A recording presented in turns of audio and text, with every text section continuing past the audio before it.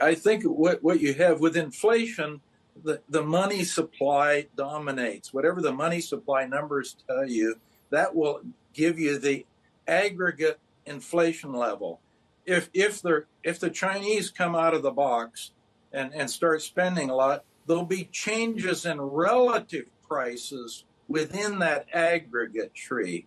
And for example, let's just take the commodities. I said commodities have been sagging lately and pulling things down a bit. Well, those commodities will get a little underpinning and strength if in fact China does make the comeback that some are predicting.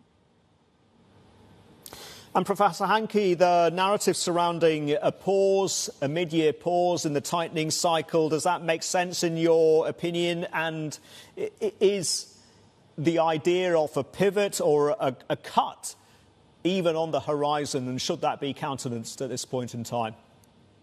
Well, I would pivot today. They're too late. They should have pivoted. They should have never allowed the money supply to start contracting in April. Again, it's not interest rate tree, it's the money supply you have to look at. And no one seems to be paying any attention to the money supply. And that's why, by the way, the central banks and Wall Street have been systematically wrong ever since 2020 about the inflation picture. Remember, it was going to be transitory and all this stuff. Well, it isn't transitory, it's persistent. And it's persistent because we've had an explosion in the money supply that still is, it's about 40% increase in money supply since February of 2020. Now, that just doesn't disappear overnight.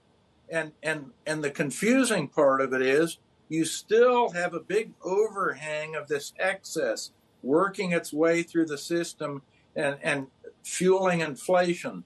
But on the other hand, on the shorter end of the picture, you've got this contraction, which is going to give us a recession in 2023. So you're going to get a nasty little cocktail of persistent inflation continuing and a recession.